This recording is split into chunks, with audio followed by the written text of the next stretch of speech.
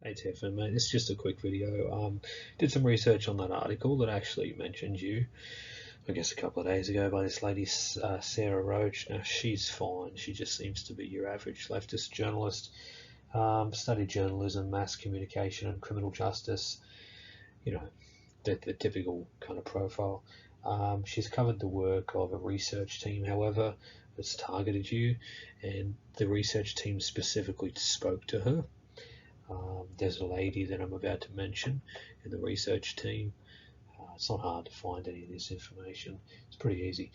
It turns out his connections are to big tech, basically a research center in New York City, and some students abroad that are cooperating. So I'm just going to show you that. Alright, so the lady at the top is the one that's in charge of the research group targeting you for unknown reasons. The person down the bottom is a professor who only takes emerging students who are willing to conduct research into areas that he'll approve. We see this all the time in chemical degrees, stuff like that. And basically the worst thing we have in a chemical degree is maybe you have a professor that's incredibly pro climate change. So, you can see where that goes. But science is generally pretty immune from most of this stuff. Scientists or professors that are in science do not have pictures like the fella down the bottom. That's rather odd. It really looks like he's trying to get away with something. I mean, it could just be, one of these leftist megacities, these New York areas, crazy areas. Who knows? But they have to all be weird and trendy. But the lady at the top, she's from China. She's a PhD student.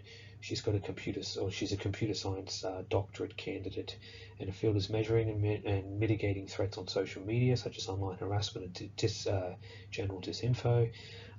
She mentioned to the lady in the article, in general, alternative monetization is a good thing, but if YouTube really wants demonetization policy to work, it should collaborate with other alternative service providers, specifically Patreon. So what's happening is that these corporations are paying professors down the bottom, as it says in his bio, that his sponsors are literally Google, Facebook, Yahoo, and National Science Foundation. They're finding the willing students or the aspiring emerging students or PhD individuals that want to be part of the network, and under the whole banner of, what happened on Jan 6 and all this other nonsense, they want to go ahead and try and offer the solutions to the corporations themselves that are looking to deal with the so-called problematic content creators that they themselves banned. And if they don't ban them, it's not effective enough. They're looking for the next step. And the next step appears to be, at least at the research base, oddly enough, studying you, of all people, seems to be hitting the money. They think that'll stop. It won't obviously stop you specifically, but they think that it will stop enough of them. So the odd thing here is, or the thing that should stick out is, as funny as these professors look, or as funny as his work is, if you look at his focus, he's a professor and he teaches labs and workshops on social systems with a focus on topics of tech, media, and democracy, which basically means censorship. If you think about it, censorship if his sponsor wants it to be. It's not going to be that way in the lectures, but if they want to pay him for that, they're going to be able to do that. I dare say that's what's going on here. So there has to be these type of people somewhere, and they will find each other, and they will do what the corporations want them to do, because that's just business. That's just what they want. I will note that his bio here, straight from the website, straight from the university that he's at, it says I will only be considering students who are committed to working on issues related to tech, media, and democracy. So I think there's an accepted or known kind of protocol that's going on here. Oddly enough, the website that reported on you was protocol.com, but that's a media organization, probably not related to this. So leftist professors paid by these corporations will continue what they want. They'll find the research base and the students willing to do the work. They'll be given the technology to be able to do that, and then the leftist media will echo it while censoring all opposition on basically everything you've been talking about for the last 2 years with the so-called tyranny. All the things we've been suffering for the last 2 years. COVID and all this shit. So I've noticed the Chinese student there, or I should say the computer science doctoral candidate, a lot of our articles are mentioning Jan 6 and how to stop it. Okay, so this is what's happening. I think the key point here is you need to find probably non-cathedral, I guess is a good word you use, non-leftist reachable monetization avenues. Okay, which basically means get rid of Patreon. Now I already did that today. I'm making this video because I did a donation to your show, I tested it and it wouldn't work. And I tested it today and now I'm subscribed. Okay, so subscribe does work.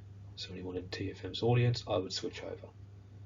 Okay, maybe in the future, anyone on Patreon, I mean, I still donate to Stardust there, but anyone in, maybe they'll try and target you. I don't know. TFM's the unmonetizable for a reason. The odd thing about all of this is that that particular research student from China has specifically targeted a man, or I should say a 3-foot chimp, that only has maybe 600-700 subscribers, which is 600 or 700 patrons. On Patreon, it says TFM has under 500, so he doesn't have that many, which is rather odd. Unless they really want TFM to be banned and he's on a special red list where he has to be banned, and maybe these corporations or someone isn't happy with the effect that it hasn't had that they've wanted to have on TFM, and so these people have been paid.